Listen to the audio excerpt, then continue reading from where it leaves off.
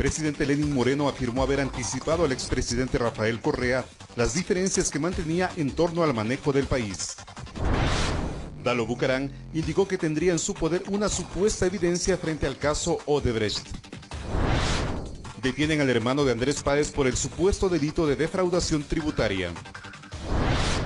Consejo Nacional de Planificación aprobó el Plan Nacional del Buen Vivir para los próximos 4 años de gobierno.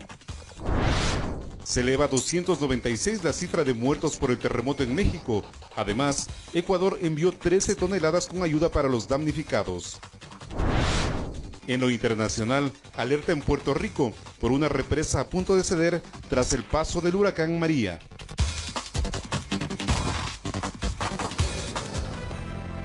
Amigos, muy buenas noches, bienvenido hoy viernes 22 de septiembre del 2017, finalizando esta semana laboral que ha sido agitada en las noticias políticas e internacionales. María Mercedes, muy buenas noches. Buenas noches, María Fernanda, un placer poderlos informar en este último día de la semana. Aquí iniciamos. Durante una entrevista con una cadena internacional, el presidente de la República, Moreno, afirmó que anticipó al expresidente Correa las diferencias que mantenía en torno al manejo del país. El primer mandatario aseguró que al parecer a Correa se le ha olvidado que ya no es más el presidente del Ecuador.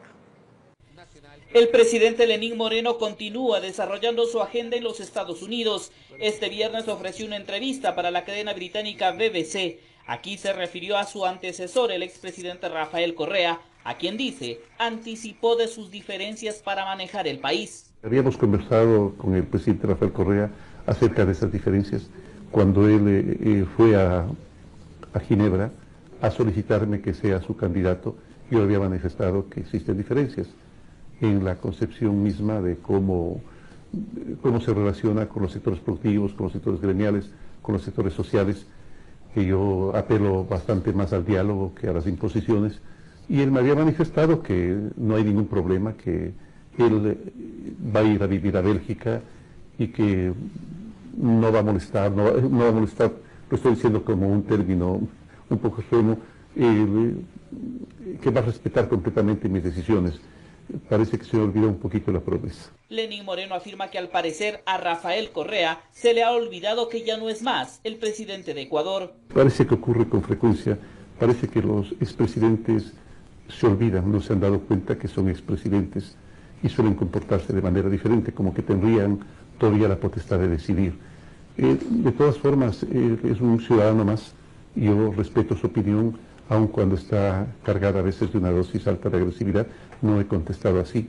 Yo creo que un presidente debe comportarse como espera que se comporte su pueblo, con cortesía, con respeto, con tolerancia a la opinión de los demás. Reconoce que el expresidente estaría mucho más tranquilo si otro fuera su sucesor. Él hubiera preferido una persona que esté más acorde con su forma de pensar, con su forma de actuar.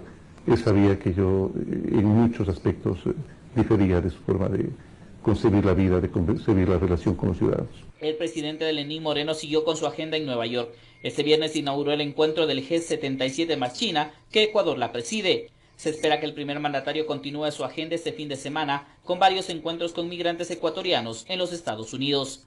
Informó Javier Gallo.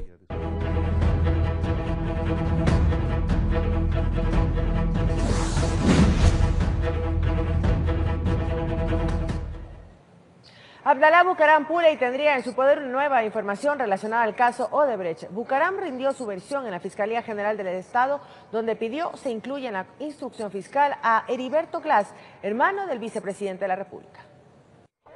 Simpatizantes de Fuerza Ecuador esperaron a Abdalá Bucaram Puley en los exteriores de la Fiscalía General del Estado Centro Norte de Quito.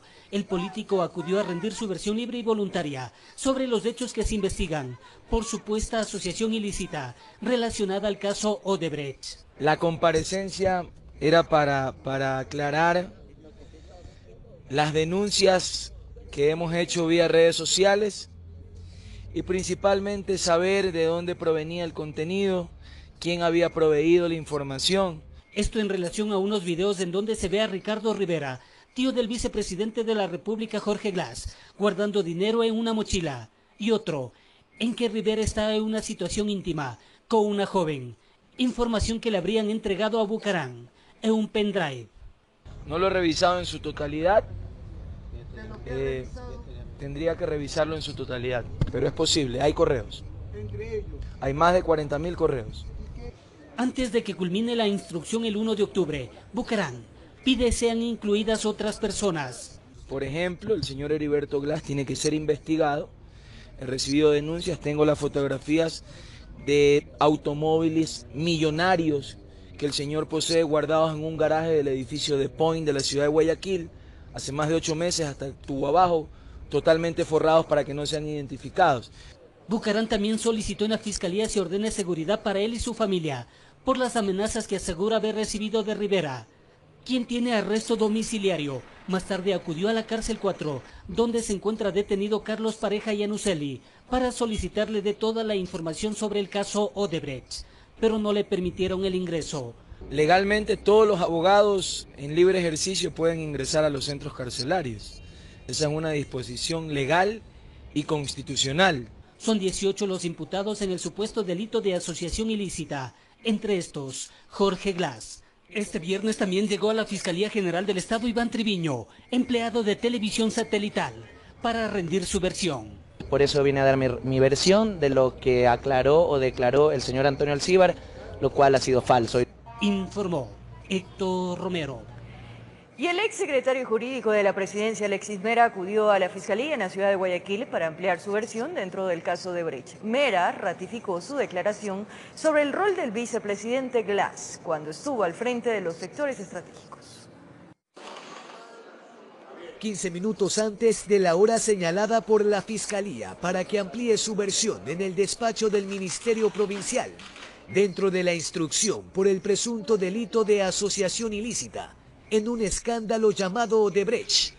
Acudió luego de una petición que extendiera el vicepresidente Jorge Glass sobre su primera comparecencia en torno a lo que sucedió con la gigante brasileña. No hubo una negociación para el retorno de Odebrecht. Hubo una exigencia de reparación de la central hidroeléctrica San Francisco, pero tratan de tergiversar las declaraciones de Alexis Mera. A su salida, Mera señaló que no tenía nada que rectificar. Todo lo contrario. No creo que el vicepresidente haya dicho de que no ha liderado el tema. Yo no recuerdo que haya dicho eso. Advirtió que había terribles irregularidades en el manejo de la central. Fue el que sugirió la expulsión del país y fue el que lideró el arreglo. Si es que existiera otra delegación, pues se cumplirá de la misma manera como la que se ha hecho ahora. Concluida su intervención y en virtud de que no participó en ninguna delegación de consejería ministerial en el actual gobierno, Alexis Mera prefiere estar lejos de la coyuntura política a pesar de la cercanía que existe entre la oficina de la Secretaría Jurídica y el despacho presidencial en el Palacio de Gobierno. ¿Cuál es su opinión sobre esta denuncia del presidente en torno a una cámara que él ha asegurado estaba oculta y que estaba conectada, según él? Fui secretario jurídico, pero estoy retirado de la política. Y ahora estoy dedicado a mi actividad profesional y no quiero hablar de política ya nunca más. Así que no me hagan preguntas de política, además son temas reservados. Luego abandonó la Fiscalía en medio de las cámaras y los cables, informó Jorge Escobar. 2 personas fueron detenidas por el supuesto delito de defraudación tributaria, entre estas Esteban P., hermano de un conocido político de la ciudad de Quito. El perjuicio al fisco sería de alrededor de $200.000. En Quito fueron 3 allanamientos desarrollados la madrugada de este viernes, simultáneamente en Tumbaco, Cumbayá y Cutuglahuá, donde se logró la detención de 2 personas, Yerko B. y Esteban P., este último hermano del político Andrés Páez, quienes fueron llevados a la unidad de flagrancia de la Fiscalía General del Estado como parte de las investigaciones por el supuesto delito de defraudación tributaria. Paulo Caña, abogado de Esteban, argumenta que la investigación inició hace 6 meses y que ellos ya desvirtuaron los elementos del tipo penal en la fase de indagación. ¿Te ha dado una cifra de cuánto sería el monto de la supuesta defraudación tributaria? Es una cifra que se le ha venido peleando, se le ha desvirtuado, no tenemos un valor real determinado por Fiscalía o por el perito. ¿Pero de cuánto más o menos? Estamos hablando de $200.000 más o menos. Al respecto, la Fiscalía General del Estado emitió un comunicado de prensa en donde se señala que Esteban P. en una de sus empresas habría inventado gastos para de esta forma evitar el pago de impuestos en el servicio de rentas internas. Todas estas empresas en las que han sido acusadas, los que se han estado investigando, hemos desvirtuado, y de hecho la única empresa de la cual se supone o se indica por parte de Fiscalía es Sirvomotores. Pese a ello, nosotros hemos presentado prueba que descargamos nuestra inocencia respecto a ello. El doctor Ocaña cree que detrás de la acusación existen intereses políticos, ya que su defendido ha cumplido con todas las obligaciones tributarias. No existe atrasos, lo que supuestamente existe es una diferencia en los valores entre una y otra, pero eso no quiere decir que no hemos pagado. Nosotros hemos pagado todo, y de hecho en el informe que está de 2014 se indica lo que acabo de mencionar. Informó Héctor Romero. Y los jóvenes del colectivo Yes Unidos insisten en que en la próxima consulta popular se incluya también la pregunta para mantener el crudo del ITT bajo tierra. Este pedido será entregado de manera oficial al presidente Moreno. Son los jóvenes que pertenecen al grupo Yes Unidos que entre 2013 y 2014 recolectaron firmas para provocar una consulta popular que buscaba que el crudo del ITT en el Parque Yasuní se mantenga en el subsuelo. Pero esta iniciativa fue bloqueada tras una decisión del Consejo Electoral que no dio paso a las firmas recogidas. Cerca de 3 años después, el mismo grupo busca que el presidente Lenín Moreno incluya la pregunta en la consulta popular que impulse el Ejecutivo. Creemos que esta pregunta tiene una particularidad porque es una deuda que el gobierno, que el Estado ecuatoriano tiene con los 757.000 personas que firmaron por la consulta. Dicen que esta es una oportunidad para que el presidente de la República pueda dar paso a una consulta popular que en su momento mantuvo más del 70% de apoyo. La propuesta será entregada personalmente al presidente Lenín Moreno el próximo día martes. Este es el momento ideal en el que todos nosotros podemos comprometernos una vez más a salvarlo a través de una democracia directa, a través de una consulta popular. Que esta consulta no es tardía, que está a tiempo el país para detener la explotación en uno de los campos en los que ya se trabaja. Esto luego de que el expresidente Rafael Correa, mediante la asamblea, dieran paso a la explotación. La consulta por el Yasuní ITT es solo la punta de lanza del tema, digamos, ¿no? Para nosotros la propuesta es un Ecuador postpetrolero. En Yes Unidos esperan que esta iniciativa sea acogida y que el pueblo ecuatoriano pueda decidir si el crudo del ITT se mantiene en el subsuelo. Informó Javier Gallo. El gobierno puso en conocimiento el Plan Nacional del Buen Vivir para los próximos 4 años de mandato del presidente Lenín Moreno. El mismo establece 3 ejes de trabajo: la defensa de los derechos, economía y participación ciudadana. Este viernes el Pleno del Consejo de Planificación puso en conocimiento el Plan Nacional del Buen Vivir, el mismo que establece 3 ejes: derechos, economía y participación ciudadana. Para ello se contará con un presupuesto de $25.000 millones. 25.000 millones en 5 años, desde el 2017 hasta el 2021, desde el presupuesto general del Estado. Pero también contempla la necesidad de 13.000 millones de inversión privada.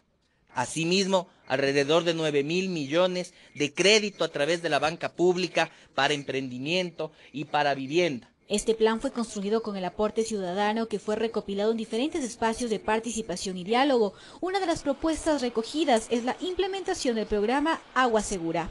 Vamos a fortalecer y a garantizar que la organización social sea autónoma y que pueda participar justamente de la toma de decisiones en el marco de la ley. La reducción de la desnutrición infantil y los embarazos adolescentes también forman parte de este plan. Vamos a reducir en 10 puntos la desnutrición crónica en niños y niñas menores de 2 años, en garantizar que todos, sobre todo los más pobres, tengan una vivienda digna, en trabajar en erradicar todos los tipos de violencia, sobre todo la violencia de género. El secretario de la CENESID, Augusto Barrera, manifestó de la atención especial que se le va a dar dentro del plan al desarrollo de la educación superior. Nos hemos planteado mejorar de manera sustantiva también el acceso a la educación superior y casi duplicar la formación técnica y tecnológica. Por su parte, la ministra de Industrias, Eva García, explicó que se va a articular las propuestas trabajadas dentro del Consejo Consultivo Productivo Tributario con este plan. Muchas de las propuestas que van a ser sometidas a consideración del señor presidente de la República tienen que ver precisamente con el desarrollo productivo, con dar mejores condiciones para la producción y para el empleo. El Plan Nacional del Buen Vivir será socializado con el primer mandatario Lenín Moreno para establecer la hoja de ruta que se realizará en los próximos 4 años de su gobierno. Informó Alison Corral.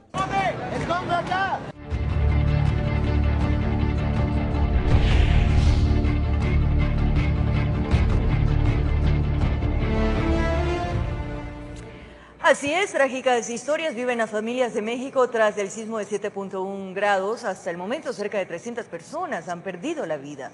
En medio de ese panorama desolador, los rescatistas continúan ejerciendo su labor.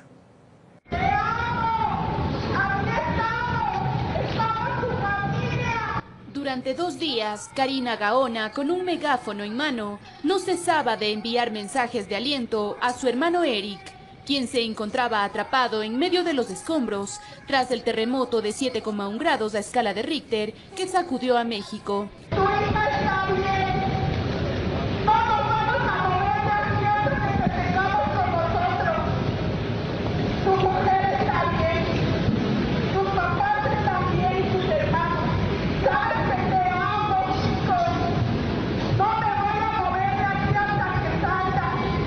...40 minutos después del sismo, Eric ingresó al edificio de 4 pisos donde habitaba. Sus familiares le advirtieron que no vaya, pero él insistió en recoger sus cosas.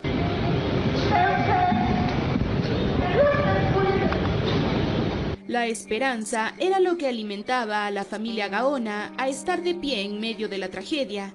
Sin embargo, llegó una mala noticia. Eric no sobrevivió. Los rescatistas sacaron el cuerpo del hombre y los puños de los voluntarios se levantaron, solicitando a los presentes un minuto de silencio.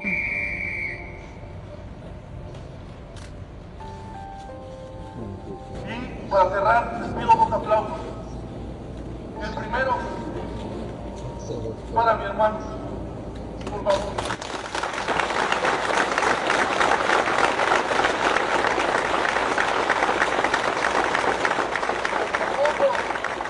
Más grande para todos ustedes y todas las familias que vivieron una desgracia.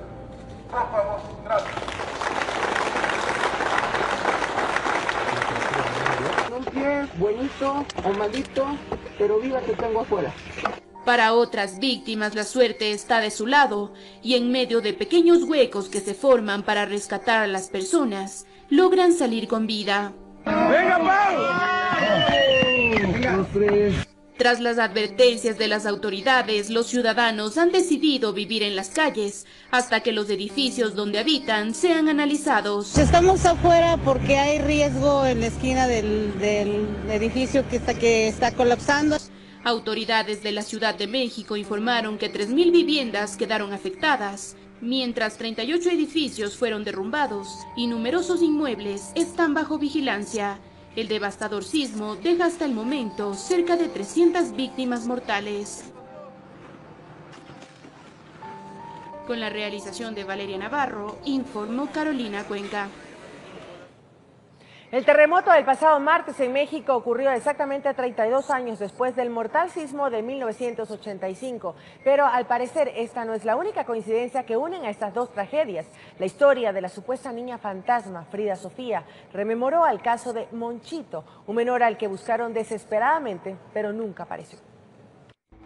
Se colocaron camillas de este lado también, ahora ya no están en primer plano porque ha habido... 24 horas después del terremoto del pasado martes, los medios de comunicación de México transmitieron en vivo y en vigilia el rescate de una niña de 12 años que decían estaba atrapada entre los escombros de lo que fue la escuela Repsamen.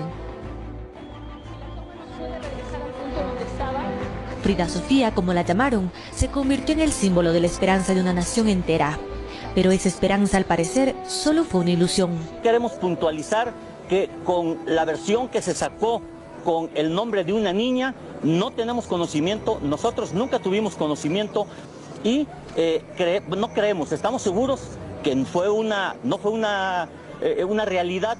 Se dijo que se le escuchó, que le dieron agua y alimentos por una manguera. Incluso hubo quienes dijeron que hablaron con ella. Lloraba, pero muy bajo, un tono muy bajo. Se siente que está muy desgastada. Pero todo esto quizá fue producto de la imaginación de los rescatistas, del estrés. Tal vez fue histeria colectiva. Lo que sí es cierto es que esta historia trae a la memoria el nombre de Monchito. Luis Ramón Navarrete fue un niño de 9 años, emblema esperanzador de México luego del terremoto del 85. Supuestamente el menor durmió la noche del 18 de septiembre en la casa de su abuelo, que lamentablemente al día siguiente fue destruida luego del movimiento telúrico. Sus padres lo buscaban desesperadamente. Varios días después del sismo, miembros del equipo de rescate aseguraron que escucharon 2 golpes debajo de los escombros, lo que significaba que un niño estaba ahí.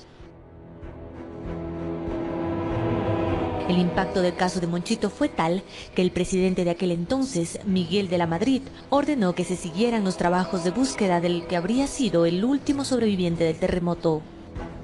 Esa búsqueda finalizó el 11 de octubre. Lo llamativo del caso es que el cuerpo del abuelo fue encontrado, pero el de Monchito jamás. Si existió o no, sigue siendo un misterio. Informó Carolina Basante. Los bomberos de Quito, que viajaron al país azteca, comenzaron las tareas de búsqueda y rescate tras el terremoto ocurrido el pasado martes. Los elementos de la Casaca Roja se apoyan con equipos de alta tecnología y miembros de la unidad canina.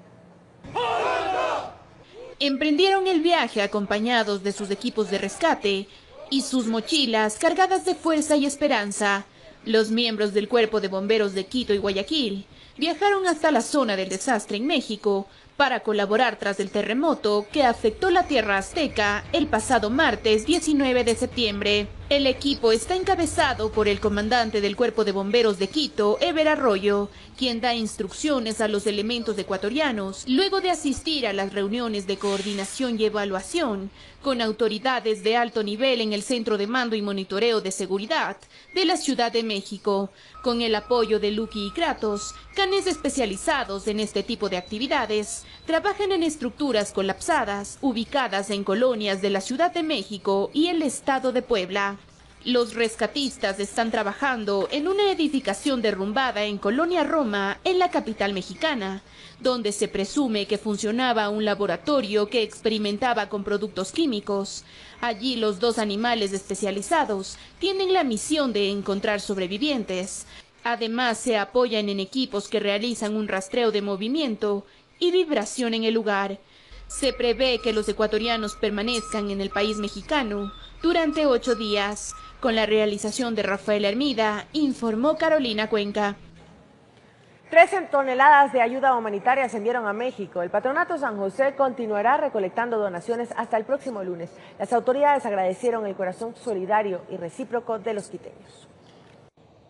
Más de 20 toneladas recolectadas en apenas 24 horas evidencian el corazón recíproco y solidario de los quiteños. 13 de estas ya fueron enviadas a México. La ayuda humanitaria llegará al Distrito Federal, Puebla y Morelos. La Cruz Roja de ese país será la entidad encargada de distribuir las donaciones. Aquellos barrios más vulnerables se acercaban dejando donaciones, pero sobre todo dejando un mensaje de cariño con las donaciones, que es algo que va en el cargamento y que seguro llenará de un momento de alegría frente a tanta tragedia a México y a las 3 ciudades más afectadas. Fueron más de 700 bultos debidamente identificados. Rotulación que facilitará la utilización inmediata. Cobijas, colchonetas, alimentos no perecibles, guantes de construcción, botas. Eso es lo que nos han pedido las autoridades mexicanas y hacia allá estamos canalizando nuestros esfuerzos. Según el encargado de negocios de la Embajada de México en nuestro país, hasta el momento se contabilizan más de 300 fallecidos y 200 personas desaparecidas. Todavía las autoridades mexicanas en el proceso de identificar los daños,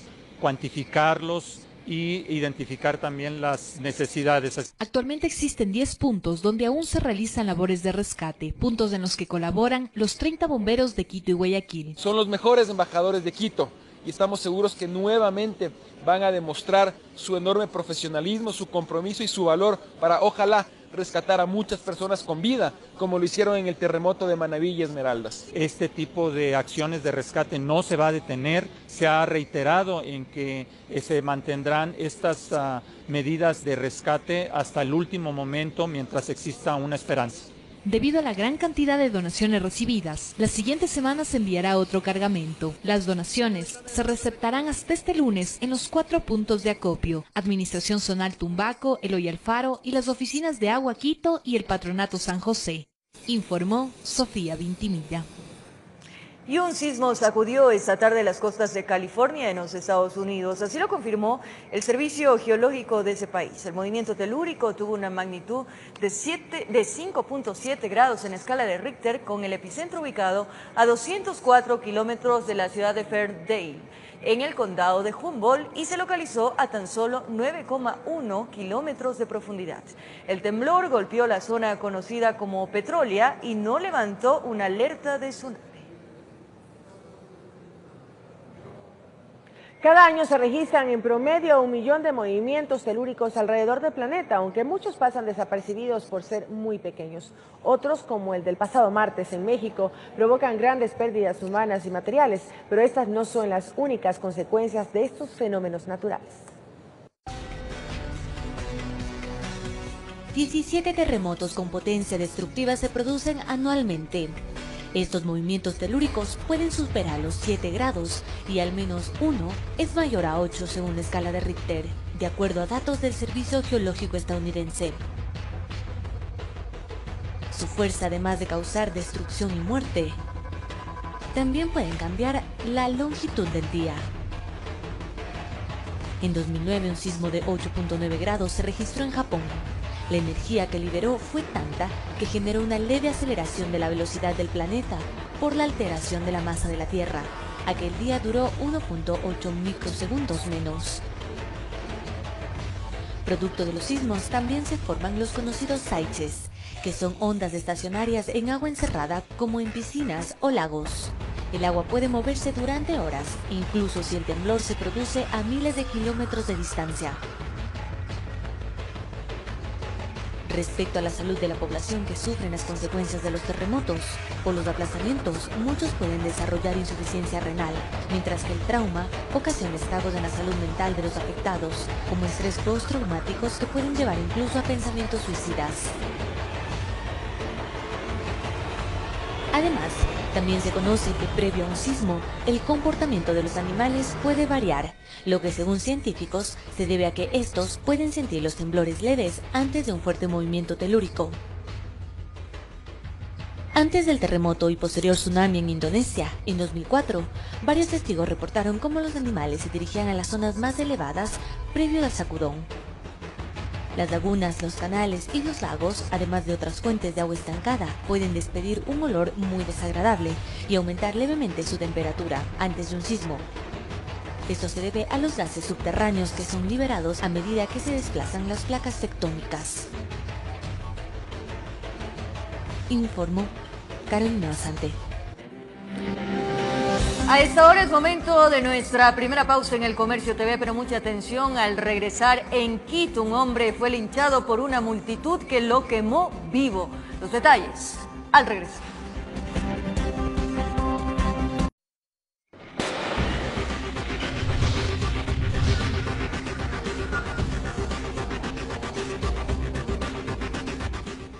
Estamos de vuelta, así es. En el operativo Fortaleza 121 fue desarticulada una presunta banda dedicada al robo de autopartes de vehículos. En Quito, la autoridad judicial emitió 11 órdenes de detención. A alias Diego y Angélica les visitó la autoridad, pero la visita no era la que ellos esperaban. Los encapuchados y fiscales, esos que llegan sin ser invitados e ingresan a pesar de no ser bienvenidos, tenían en sus manos varias órdenes de captura. Seguimientos realizados por 4 meses permitieron descifrar los sitios donde operaban y la modalidad bajo la cual trabajaban. En la ciudad de Quito se había organizado un grupo al margen de la ley, efectivamente, para realizar las sustracciones de los accesorios vehiculares y la comercialización. Aparentemente la pareja era la cabecilla de la organización delictiva dedicada al robo de accesorios y autopartes de vehículos. Según las investigaciones, trabajaban bajo pedido. Las autoridades hablan de una cadena bien estructurada. De acuerdo al requerimiento de las personas que tenían comunicación con ellos a través de diferentes medios, le pedían, de acuerdo al modelo de vehículo, el accesorio que necesitaban. En varios puntos del DMQ se realizaron 9 allanamientos, entre ellos 3 mecánicas. Supuestamente los dueños de los talleres colaboraban con el afectado del robo de cerebro del vehículo u otro repuesto. Hacían el enlace con la persona que podía conseguirlo de segunda mano, es decir, robado. Los dueños o los mecánicos les aconsejaban que los pueden conseguir, o dónde los pueden conseguir los accesorios que les eran sustraídos. Hablan que en ocasiones el repuesto robado era vendido al mismo afectado. 11 personas fueron detenidas en las viviendas allanadas de sectores como Conocoto, Tumbaco y Quitumbe. Encontraron una variedad de repuestos de vehículos. Entre ellos cerebros de vehículos, lockers, de algunas depuradores. Dentro de la asociación podrían tener unas penas de hasta unos 2 años, dependiendo de las cantidades que se encuentren y cuál es la gravedad ocasionada a la propia sociedad. Una vez más, a tener cuidado donde deja su vehículo parqueado. Los sospechosos buscaban lo que necesitaban en la vía pública, es decir, los que estaban estacionados en las calles eran expertos en acabar con las seguridades. En máximo 3 minutos se apoderaban de las partes y desaparecían. En Quito informó Iván Casamen. Una presunta organización delictiva dedicada a estafar a concesionarias de vehículos fue desarticulada tras el operativo Fortaleza 120 ejecutado en las provincias de Pichincha, Guayas y Manabí.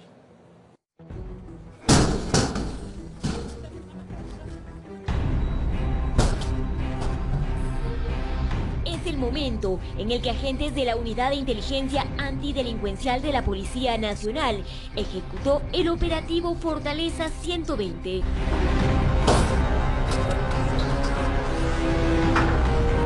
Y es que varias denuncias por estafa, especialmente presentadas por concesionarias de vehículos, llevaron a los agentes a ejecutar 7 allanamientos simultáneos en Pichincha, Guayas y Manabí. El delito que se está investigando es un delito de estafa por medios electrónicos a una concesionaria de autos.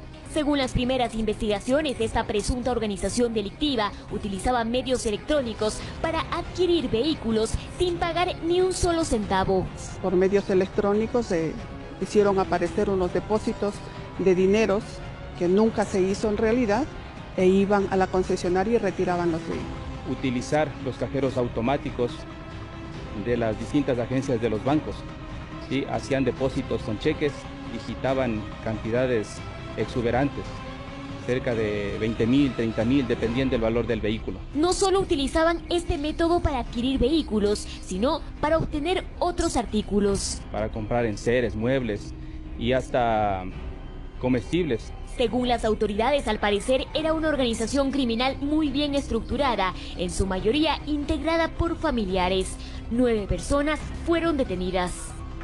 Que cada cual cumplía su rol. Eso ha permitido que tengan éxito, se han apoderado ya como de 10 vehículos, han estafado a esta empresa.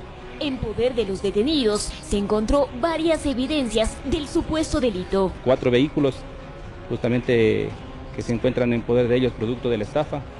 Tenemos varios recibos, tenemos papeletas de depósitos, contratos. Por ello los uniformados hacen una recomendación a las casas comerciales. Verifiquen que el depósito se haya hecho efectivo en sus cuentas, que esperen por lo menos 48 horas para que puedan constatar de que el dinero se encuentra en sus cuentas. Los detenidos fueron trasladados a la unidad de flagrancia para la formulación de cargos. En Quito informó Adriana Rojas. Como lo anunciamos, un hombre fue linchado en Tumbaco, en la ciudad de Quito. Una multitud lo quemó vivo. La gravedad de sus quemaduras llevaron a que falleciera en una casa de salud. Intentan entender qué pasó, por qué actuaron con semejante violencia al extremo de rociarle gasolina y prenderle fuego. Freddy llegó a la mecánica para solucionar una falla del carro. Como era amigo del dueño del taller, se pusieron a beber. Hasta ese momento todo estaba tranquilo. No es un animal que lo maten así en esa circunstancia. No es un ladrón, no es un violador. Yo lo que pido es justicia. Su esposa relató que vio a más personas, pero como Freddy era tranquilo y amigo del mecánico, se fue llevando el automóvil. Esperaba que llegue a casa más tarde, pero todo quedó en planes. Pasaron las horas y no aparecía, hasta que una llamada terminó con la tranquilidad de la familia. Que la muerte de mi esposo no se quede en la impunidad. Tengo un hijo de 5 añitos. Soy madre. ¿Cómo voy a salir adelante si me quitaron el sustento que era mi esposo? Presumen que hubo una gresca donde la peor parte llevó el hoy difunto. Habría sido golpeado e inconsciente sacado del local y puesto en la calle. Pero la ira fue tal que, no contentos con la presunta paliza que le dieron, le rociaron gasolina y prendieron fuego. Según el reporte médico, el hombre tenía el 85% de su cuerpo quemado, no resistió las heridas y lamentablemente murió en una casa de salud. Los parientes comentaron que dejó de existir cuando ingresaba al quirófano. Las quemaduras eran de segundo y tercer grado. Queremos justicia, por favor, ayúdenos a hacer justicia. 4 personas están detenidas, serían las que esa tarde y noche estaban en el taller mecánico junto a Freddy. El drama familiar alcanza a los habitantes del barrio Muro Blanco de Tumbaco. El hijo, el hermano, vecino, padre de familia y esposo prácticamente fue linchado. Mi hermano no ha sido ningún ladrón, que eso les quede bien claro a los señores moradores de la parroquia. Mi hermano ha sido una persona humilde. En medio de la desgracia, un hijo de 5 años, inocente a la triste realidad y violencia de los grandes, queda huérfano de padre. A partir de ahora, su madre será el sostén para salir adelante. En Quito informó Iván Casamen. Cambiamos de información. Richard Espinosa, director del IES, a través de un comunicado mencionó que el informe de la Organización Internacional del Trabajo, OIT, es preliminar, por lo que no se acerca a la realidad de la situación financiera del IES. El titular de la entidad viajará para entregar la información necesaria, que se realice un informe oficial.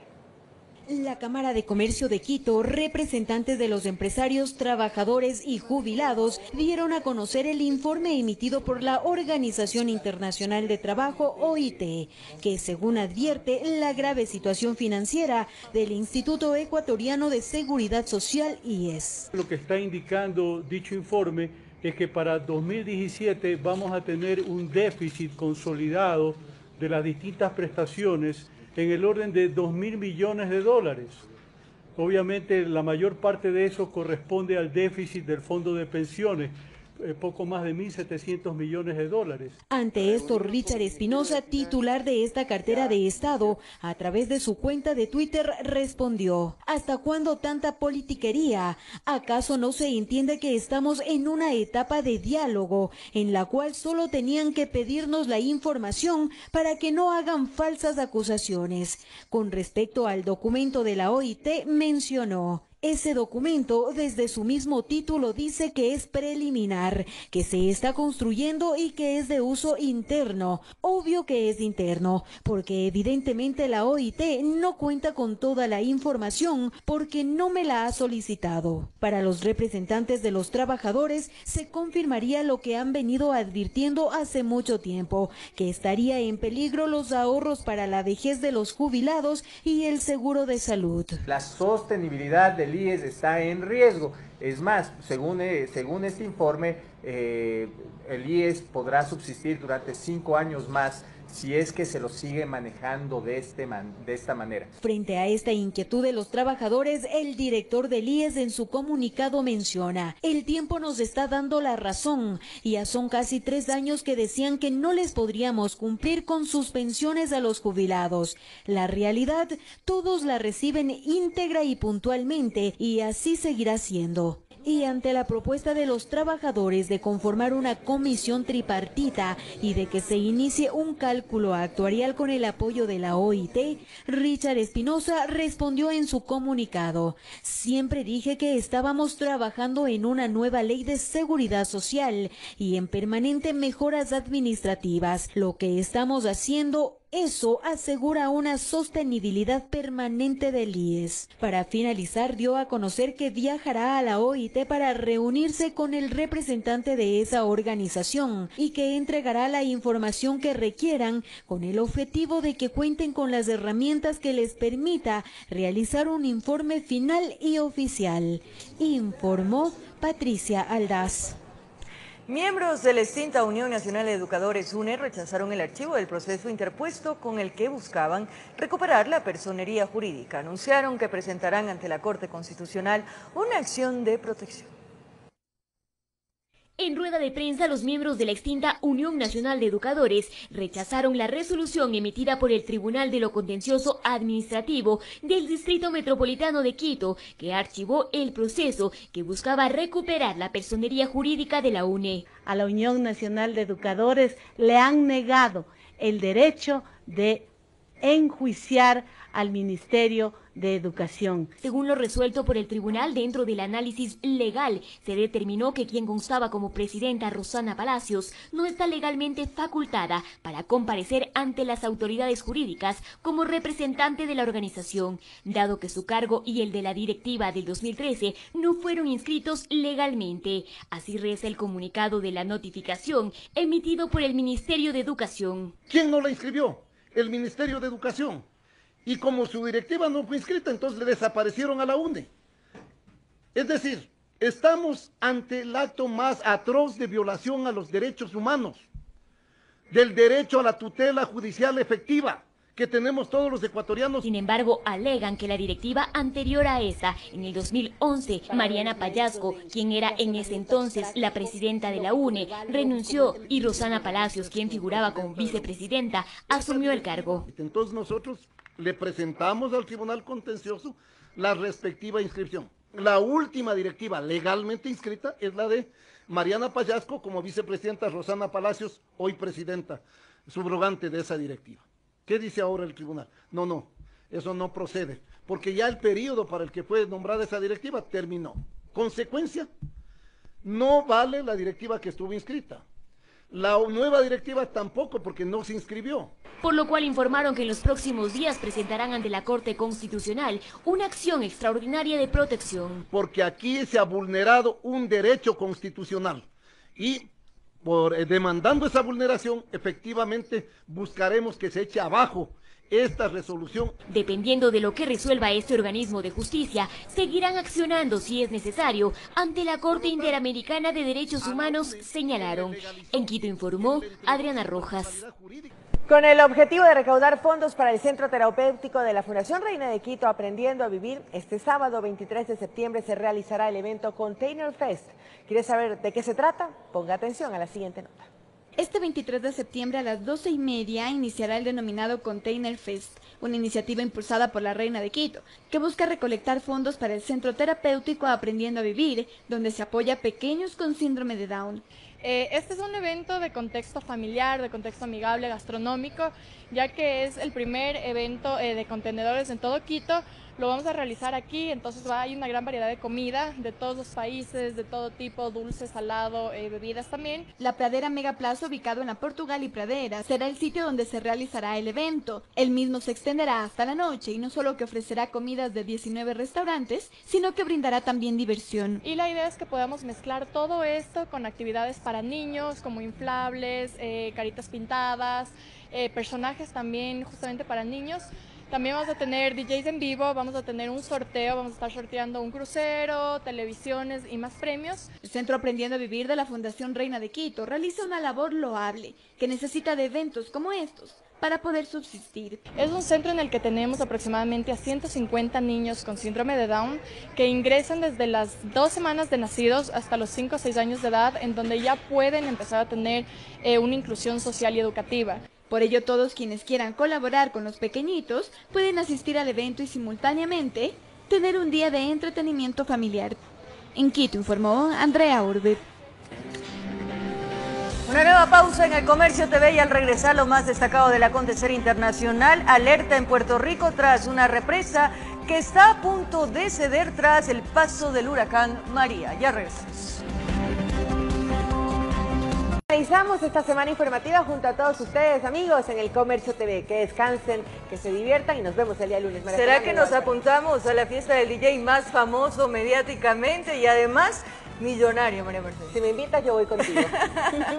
Un buen fin de semana para todos. Un abrazo grande. Buenas noches.